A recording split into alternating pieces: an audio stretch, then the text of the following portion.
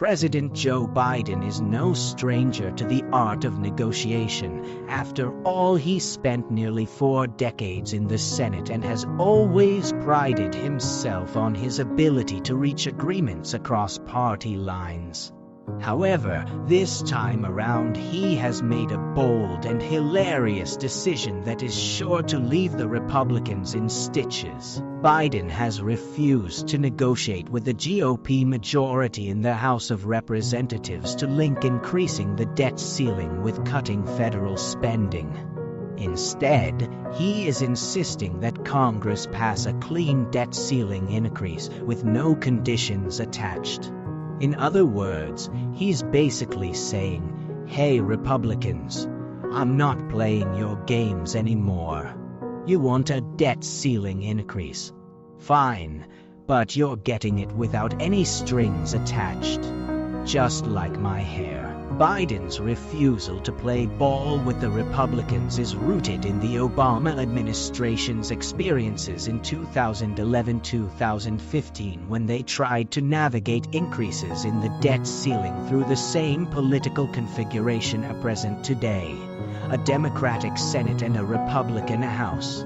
It was a wild ride, and in the end, Obama and his team emerged from the ordeal determined never to repeat it. In some ways, Biden's staunch refusal to link fiscal negotiations to a debt ceiling increase is out of character for a politician who spent nearly 4 decades in the Senate and has prided himself on his ability to reach agreements across party lines.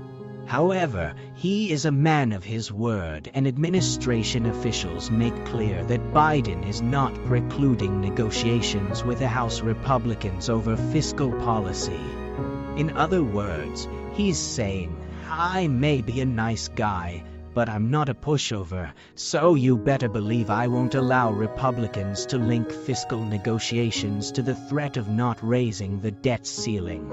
A failure to raise the debt ceiling would lead to the federal government defaulting, which could be catastrophic for the economy and millions of Americans who rely on federal checks.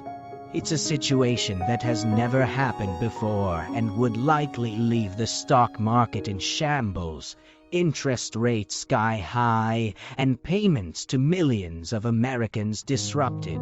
Biden's resolve to not link fiscal negotiations to the threat of not raising the debt ceiling flows directly from the Obama administration's experiences. He knows what worked and what didn't, and he's not taking any chances this time around.